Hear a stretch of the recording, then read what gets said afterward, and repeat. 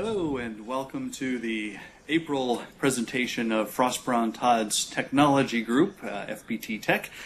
This one is on 3D printing and its effect on a variety of industries. I hope that folks will be able to imagine effects on their own industries and some business opportunities as a result of what we have to tell you today. My name is Matthew Schantz. I'm a patent and trademark practitioner in the Indianapolis office of Frost Brown Todd. I help people get patents and protect brands, and I work with the transactions that relate to those rights. Also presenting with me today is my colleague Kyle Fath from our Cincinnati office. Kyle? Hi Matt, thanks for the introduction. As Matt said, I am Kyle Fath. I am also an intellectual property attorney, helping companies protect their inventions and their brands and other aspects of IP. I'm also heavily involved in the startup ecosystem in the greater Cincinnati area, so I do a lot of work with small businesses and startups in the greater Cincinnati area, and also even a couple on the east and the west coasts. As Matt alluded to, this is presentation is brought to you by our industry team, FBT Tech. FBT Tech is a deep bench of attorneys at Frost Brown Todd who serve technology companies and with all of their legal needs, and also non-technology companies who have technology law needs. This, as Matt said, this webinar is on 3D printing. Is the fifth in our series of TechU webinars that you can find at fbttech.com. The last one was on practical IP strategies for your business. We've also presented a really interesting one on drones, so check out fbttech.com for our other webinars. So today, as we've mentioned, we're talking about 3D printing. So I'll give you a rough outline. We'll talk about what exactly is 3D printing, the factors and other things that led to the rise of 3D printing, and then we'll talk about the practical legal implications, the risks, and even some opportunities that arise out of the 3D printing boom. So we have a video to show you that will give a good explanation of 3D printing. 3D printing technology is already changing the way we produce objects, from tools and toys to clothing and even body parts. 3D printing is part of a process known as additive manufacturing, where an object is created by adding material layer by layer. Additive manufacturing allows designers to create complex parts for machines, airplanes, and cars at a fraction of the cost and time of standard means like forging, molding, and sculpting. Now, smaller, consumer-friendly 3D printers are bringing additive manufacturing to homes and businesses. The first step in 3D printing is to create a blueprint of the object you want to print. You can use modeling software like Blender to create your own designs, or you can visit websites like Thingiverse or Shapeways to find objects other users have 3D modeled. Once you have a finished design, it's time to send it to the printer. Some printers, like the MakerBot Replicator 2, have renewable bioplastic spooled in the back of the device, almost like a string. When the printer receives the data, it pulls the material through a tube, melts it, and deposits it to the plate where it instantly cools. As you can see, the 3D object is created through layering, where the printer will add one layer of the object at a time until you have a fully formed structure. The most common material used in 3D printing is plastic, but the use of some other materials allow for the creation of some pretty amazing products beyond simple tools and toys. 3D printing food is becoming very popular, and additive manufacturing has allowed for the creation of some pretty intricate treats. In the medical world, doctors are testing biomaterials for regenerative medicine. By using a patient's cells, doctors could 3D print small body parts like ears and noses. Some surgeons have even tested 3D printed organs for transplants. Recently, giant 3D printers in China printed 10 houses in just one day and at a cost of less than $5,000 per house, proving just how cost and time-efficient 3D printing can be. For more on 3D printing, check out Mashable's latest coverage. And don't forget to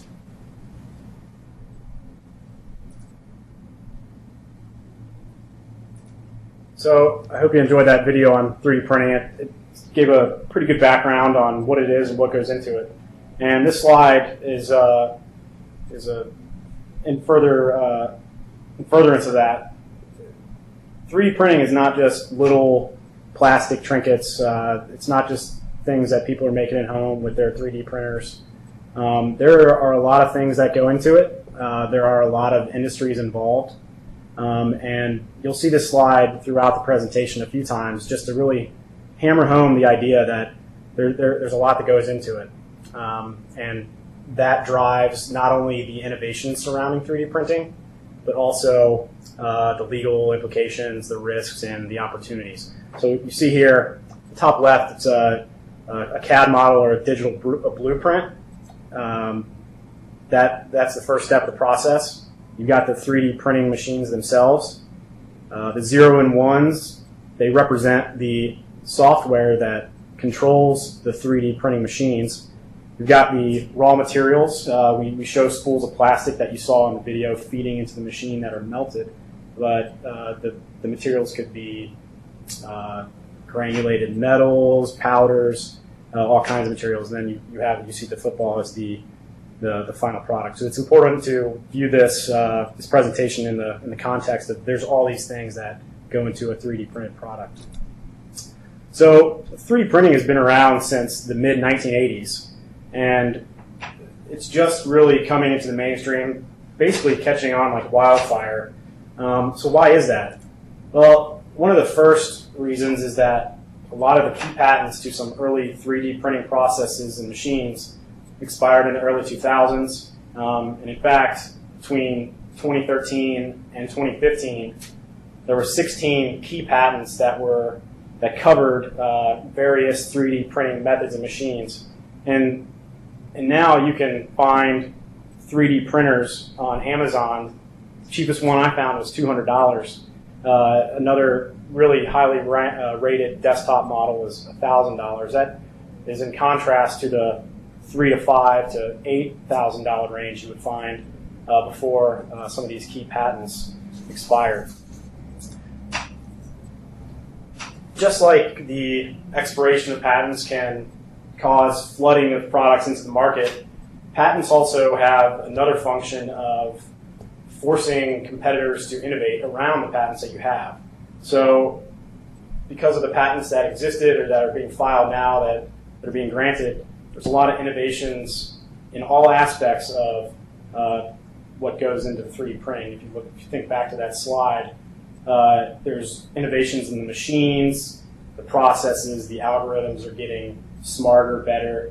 There's all kinds of innovation with respect to materials. Back in the mid-'80s when 3D printing first started, they were making very rough prototypes. Now companies are making actual high-functioning, functional prototypes as well as end products that go into, as you'll see later on, jet engines, just as an example.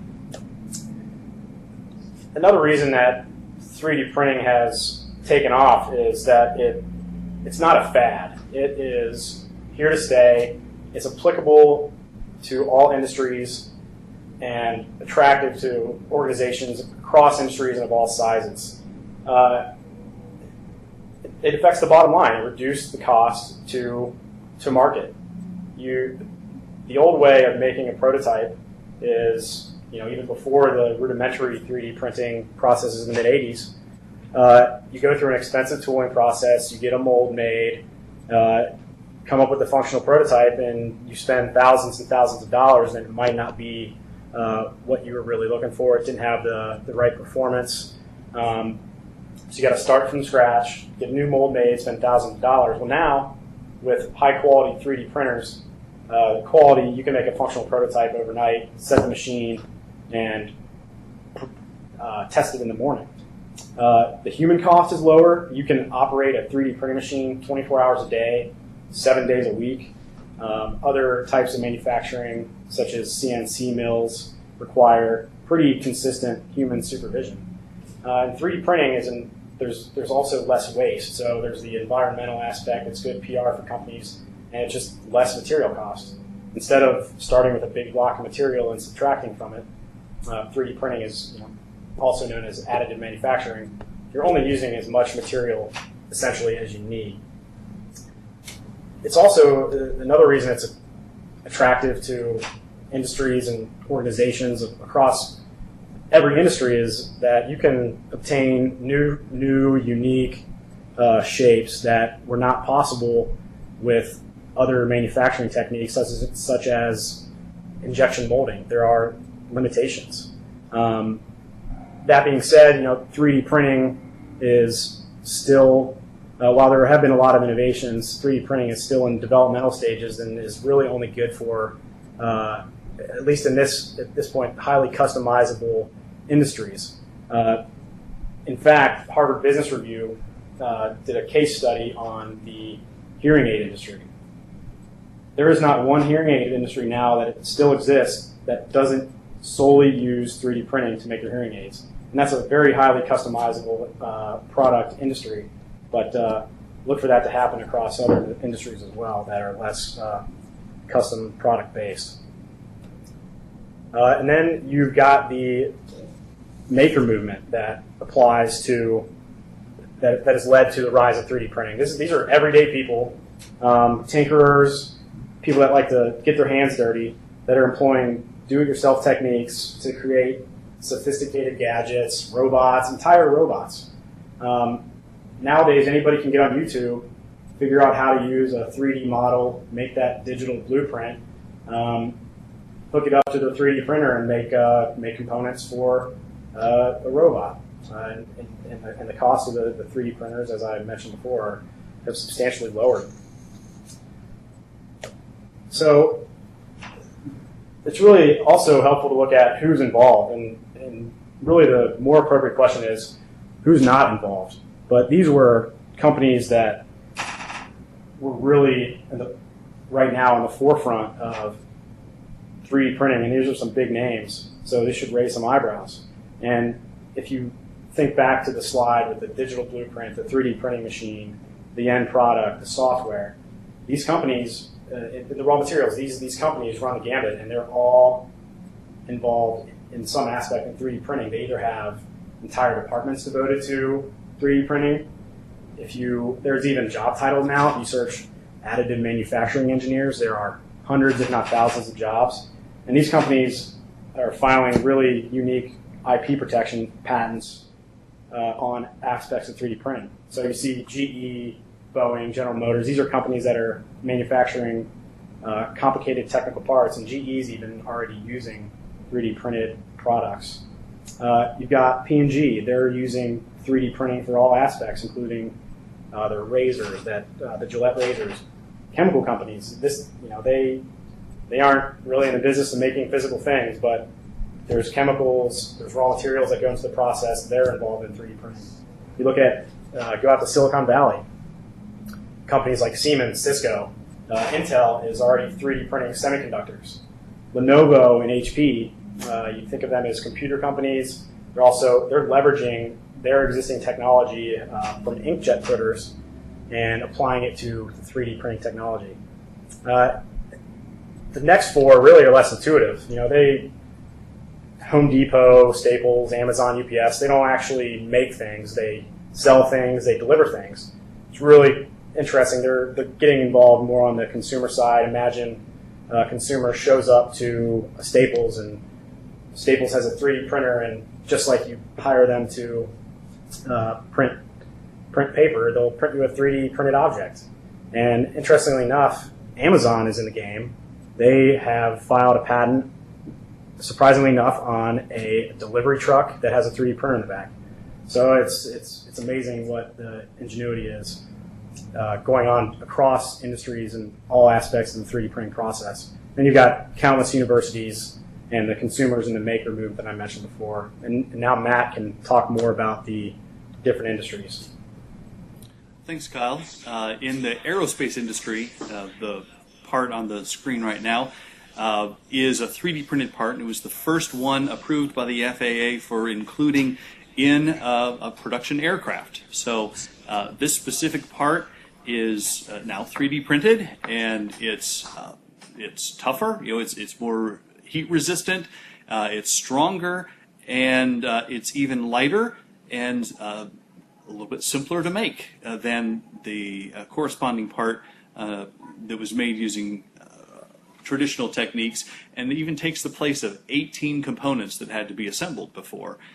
3D printing is really changing things, and the right-hand picture is a still from the video we saw earlier, where a Chinese building company has made several homes in 24 hours by 3D printing techniques on a very large scale. Then on the other end of the spectrum, modeling and prototyping is also obviously being revolutionized by 3D printing technology. Since designs can be tweaked and new prototypes can be produced very quickly, and even often using the same materials as the production item would use, so that they can be tested and then iterated. New designs building on the old designs, just tweaking a little bit and testing and trying things out. So the prototyping cycle is tightening up a lot and letting companies bring their designs to market a lot faster. In the automotive space, 3D printing has a little bit different, well, I guess an additional effect.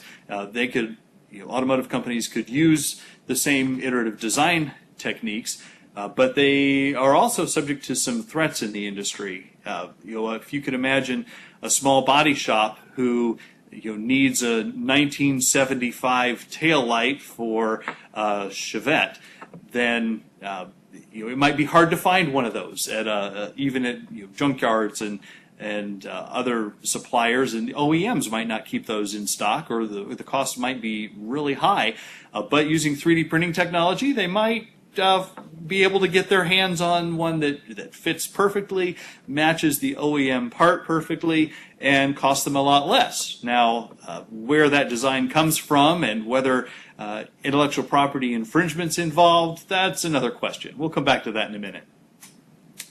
Kyle mentioned a little earlier that Gillette blades are being made by 3D printing, but you can also imagine an optometrist who takes your selection for glasses frames and prints them in a 3D printer while you're getting your exam done. The lenses might even be made by 3D printing of glass in the shop, so that there's no transportation, there's far less delay, things can be fit and customized right in the optometrist's office, and really tightening up the delivery cycle of those items. And then in the medical and dental space, there's an image here in the lower right of an artificial windpipe that was made for a 6-year-old, 3D printed and inserted surgically, and helped the kid to live. I'd read of a prosthetic for a person in Africa who was measured there. The specifications, the configuration of his remaining limb were transmitted to an expert in North America, who was able to design a prosthetic, transmit the design for the prosthetic back to Africa, where they used a 3D printer to actually produce the prosthetic and install it there. So just a communication line and the availability of a 3D printer with the right materials was able to put that prosthetic in on the person, on the patient, where it would have required much delay and expense to get that prosthetic using previous production techniques. Of course, education. I think of when I took math and how we had word problems, and those were how we were challenged. But now teachers can have a 3D printer in the classroom and challenge kids to design things and engineer things and turn those math word problems into engineering problems, where they get to see a physical, tangible product of their ideas and their attempts at design and experimentation. And then learn by seeing the thing instead of just reading about it in a word problem. So these new skills are now available at a reasonable cost for educators. And as Kyle mentioned, 3D printing and additive manufacturing have tremendous advantages for most manufacturing processes, so that there's less waste and corresponding less cost. That the design and prototyping iterations take far less time, so manufacturers get great benefit from the 3D manufacturing process.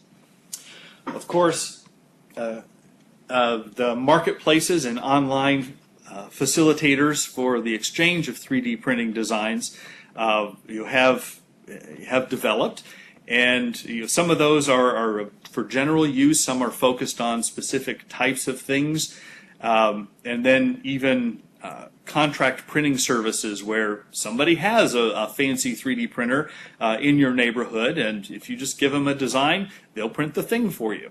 Just like Kinko's might have put together your business presentation 5 or 10 or 20 years ago. Now things can be 3D printed based on your design on your behalf by your local contract printer. You might even rent a 3D printer from an equipment company or an office supply store, so that your 3D designs can be made right in your own backyard. Of course, all of these advances bring lots of legal issues that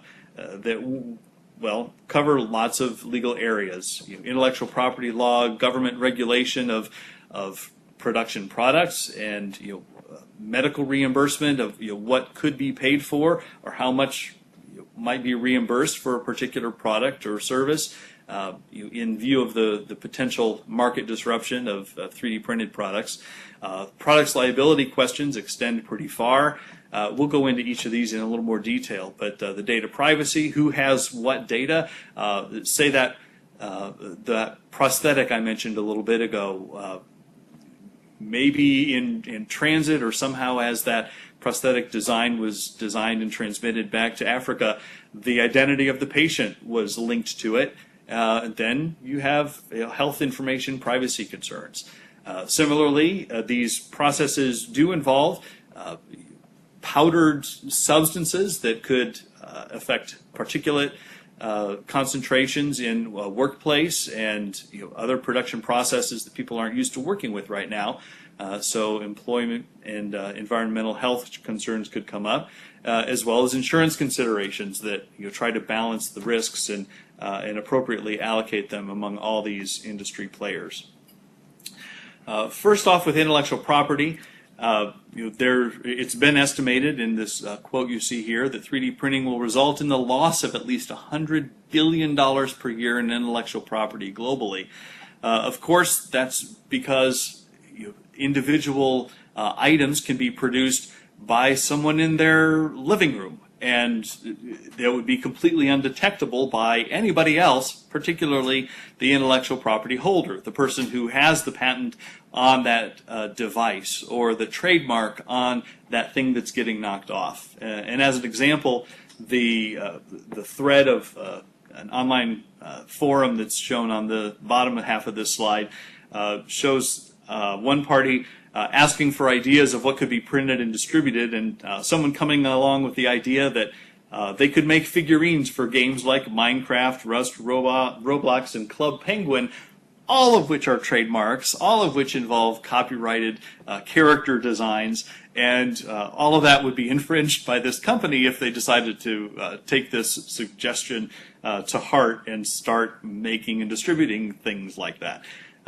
So this broad, potentially secret production is going to be a challenge to IP law and the protection of items of intellectual property in lots of areas. Going back to our kind of framework slide here, we could talk about IP in that design, the digital design in the upper left, IP, patentable inventions and know-how in the production of the 3D printer itself, new materials that haven't been used in the past but could be used for 3D printing, and those could be subject to intellectual property rights. The software, of course, crosses over between copyright and patent rights, and then names that are printed on 3D produced products can also bring IP issues into the scene as well.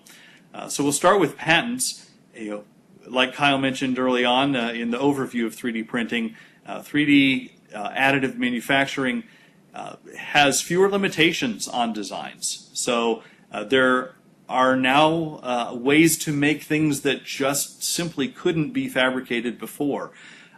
So there are novel and non-obvious, non-functional designs that could be the subject of design patents, and techniques for making things with 3D printing or additive manufacturing. Those could be the subject of utility patents. Even you see in the lower right corner there, medications have been made by 3D printing, and those techniques for manufacturing might also be the subject of utility patents. Similarly, new materials, like I mentioned just a second ago, for compounds that could be used as material in a 3D printer, the design features that can now be incorporated into production processes might all be the subject of patents and rights of new players in the marketplace. And of course, when copying is an issue, then copy prevention and validation and authentication of original products is going to be important. So Caterpillar has filed their own patent application on a watermark formed by additive manufacturing. So those techniques are going to be very important in this transition, and probably an important part of the 3D printing ecosystem going forward. Other aspects of patenting would involve the software that's used to crunch the numbers and get those bits of material onto your new 3D printed product. Techniques for making structures that again were formerly unmanufacturable, and patents could cover even features of the 3D design software that would help people incorporate those features. All of these are potentially patentable inventions, and the patent landscape will be nice and complicated for people who want to try to practice in this area for the next 20, 30 years, I'm sure. Copyright protection is also available for certain aspects of things. Copyright protects original, non-functional aspects of creative works. So you could imagine the way that software is written to implement a certain idea is potentially the subject of some important copyright rights, and the software itself and a machine implementing the software could be patented, back on the patent topic. Likewise, the blueprints created from scanning a physical product involve a little bit of creative work, and to the extent they're authorized to be derived from the physical product, they might be the subject of copyright as well. Just like the physical product itself, to the extent features are not functional, those could be subject to copyright protection.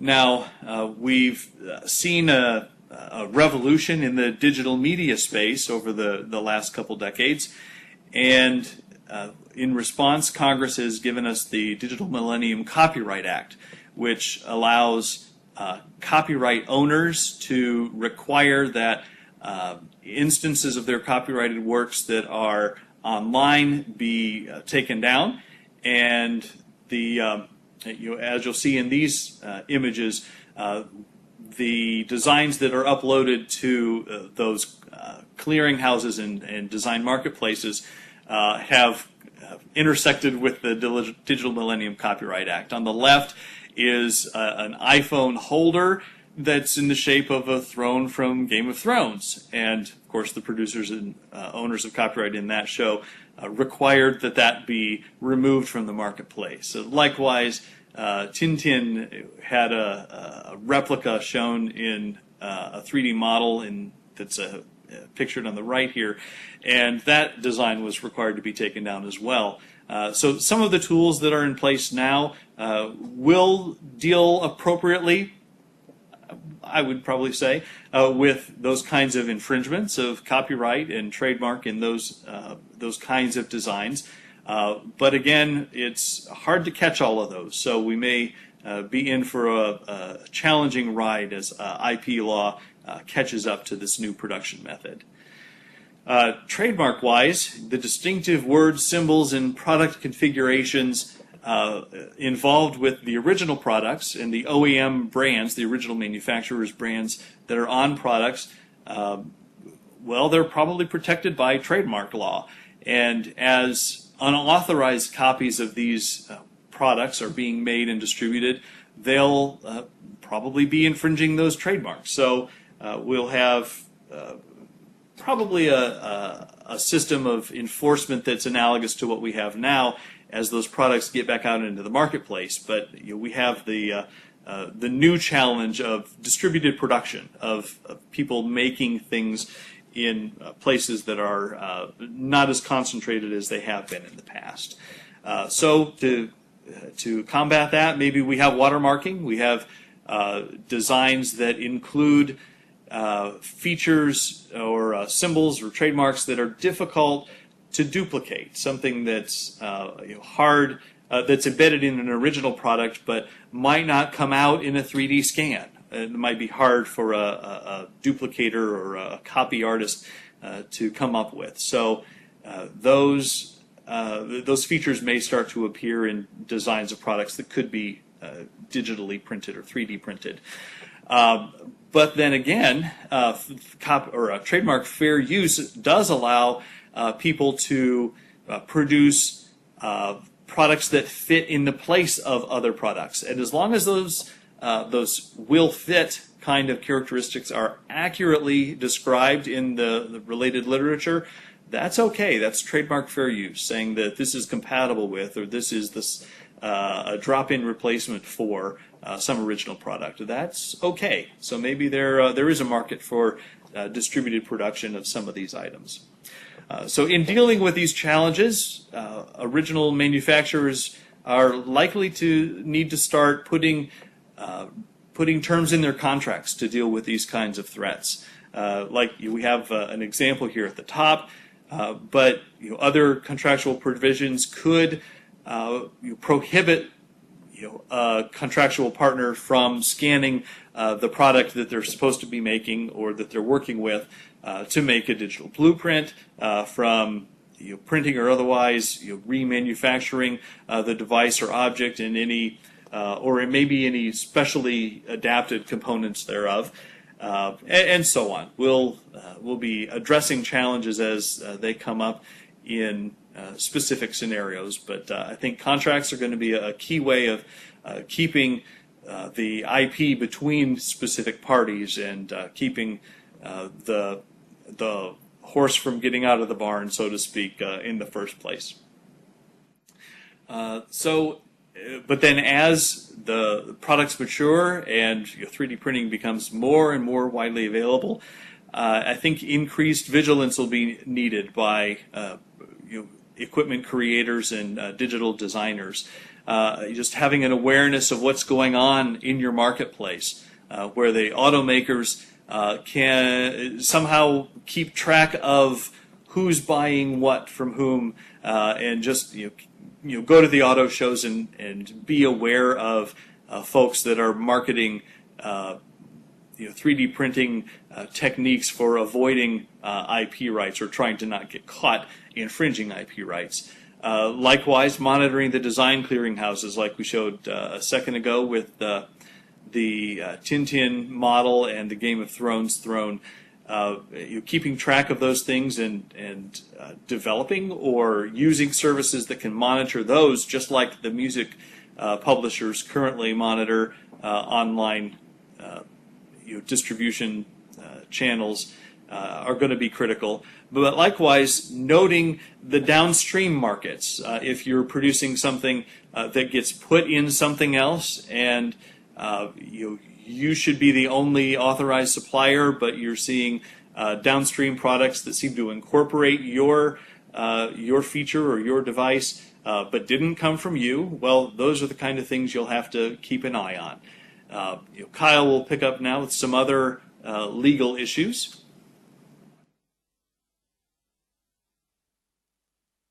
There will be administrative agencies, government regulations that have to deal with 3D printed products, manufacturers, and so on. And in fact, the FDA, the FAA, Matt pointed out this part that he showed earlier, that was the first FAA-approved device. And the FDA has already had to approve medical devices under their emergency use pathways. A young boy named Garrett Peterson was born with a defective trachea, collapsed periodically, and he basically turned bluish-purple several times a day. It's a very rare condition, and there's no cure or device that exists to fix it. So he and his family flew to the University of Michigan from California. Researchers there put him through a CAT scan machine, created a 3D model of his trachea, designed a splint based off of it. And during the whole process, they pleaded to the FDA, like, this kid is going to die if we don't get this put in him. And the FDA ultimately granted, 13 days later after they showed up in Michigan, the FDA granted approval to implant this trachea splint in Garrett's windpipe. So he leads a normal life, and he no longer has these issues with his trachea collapsing. So this is one instance where the FDA has treated a 3D printed article just like they would a non-3D printed article under their emergency use pathways. But it remains to be seen how the FDA will treat non-emergency use pathways or devices submitted under those pathways. It's sort of an open question. It's similar with the FAA. Are they going to, and the Department of Transportation, the National Highway Traffic Safety Administration, are they going to regulate the end product? Are they going to regulate 3D printers, or both? It's really an open question right now. So we've seen that the FAA has approved at least one device you see here. The FDA will, treat 3D printed articles at least under the emergency use pathway in a similar manner, but remains to be seen. Another legal issue that is certainly going to arise is liability that arises out of defective products. The general rule is that anybody in the supply chain is liable for a product defect that causes injuries. So that could be anybody from the very top, the product manufacturer, the manufacturer of component parts, the party who assembles or installs the device or machine, even down to the wholesaler or the retailer. So with 3D printed articles, as we've alluded to, there's all kinds of there are other parties that are being thrown into the supply chain. Can you hold the manufacturer of a 3D printing machine liable? What about the person or company who made the digital blueprint or scanned it? What about the person in their basement who 3D printed this and somehow ended up in the supply chain? Who knows? It's really an open question at this point. What might end up happening? Probably the worst case scenario for, say, a manufacturer is a counterfeit object enters the supply chain. Someone gets injured and they go after you. Well, Matt talked about all these watermark capabilities, Now, these are really opportunities that 3D printing presents. You could say, well, my product has this watermark, it wasn't mine. So that's where, while 3D printing has these risks, there's also the opportunities. But this will be a developing aspect of the law with respect to 3D printing, certainly. As Matt alluded to earlier, with respect to customized medical devices, implants, there most certainly will be personally identifiable health information. Companies who are holding onto this type of information will need to implement policies that comply with data privacy laws, HIPAA laws. In addition to that, there will be implications with respect to insurance, and a lot of that will be related to the product's liability issues. For example, you're a retailer. You sell a defective product under the typical letter of the law.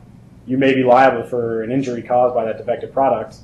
So if the person who made the product was Joe Schmo in his basement, Joe Schmo doesn't have any money, very likely they're going to come after you, the retailer, who has a deeper pocket. So you're going to have to assess your risk profile and make sure your insurance covers different risks with respect to dealing with 3D printed products. And 3D printers, we showed some of these pictures in the education slide earlier.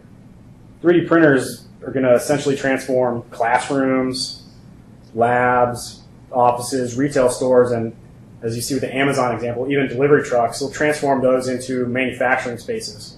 So all these types of entities that in the past probably didn't have to deal with environmental health risks, such as 3D printers use high temperatures, they have moving parts, they use powders that are combustible, powders that go up in the air and create particulate matter. These are occupational health and safety hazards that companies are going to have to deal with. So moving forward, as you can see, 3D printing, while it presents a lot of opportunities there with respect to markets, there's also a lot of legal risks and implications, but companies will have to figure out how to deal with them as they are presented with them. And that's all that Matt and I have right now. You can look up if there's don't see any questions right now. Does anybody have any questions that they'd like to add to the webinar? I'd add as we wait that the Frost Brown Todd Auto Group, FBT Auto, is going to be putting on a 3D printing focused event related to the auto industry on June 7, 2016. If you're interested in that, please watch the fbtauto.com website, and we'll be getting information about that day up very soon here.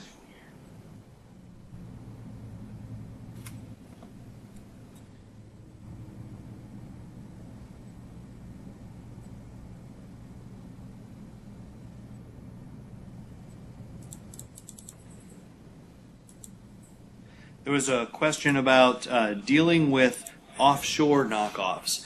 I suspect how we would deal with those. I suspect the way of dealing with those would be somewhat the same as we've done with offshore knockoffs, using traditional manufacturing techniques. Contractual restrictions on that try to keep the data from getting out, keep the horse in the barn, so to speak. But also monitoring imports if those offshore 3D printed knockoffs are a threat in the marketplace. If the volume is sufficient that it's a problem, then we could use patent and trademark or copyright law to potentially stop knockoffs at customs as they would enter the U.S., for example. And I know, Kyle, you have other ideas? No, Matt, I think you nailed it right on the head. They're at this point, at least, there's probably not a large difference between 3D printed knockoffs and knockoffs that are made with typical manufacturing techniques. it's an infringement of assuming someone has a patent on this article, it would constitute an infringement to import these knockoff goods into the United States. So that would be one avenue. I think Matt, you touched on customs enforcement and being vigilant. I think it would be very similar to how it is dealt today. I agree. Very good. Well, seeing no other questions, we'll wrap it up here. We thank you for listening in and watching our webinar today, the presentation by FBT Tech, the technology team of Frost Brown Todd.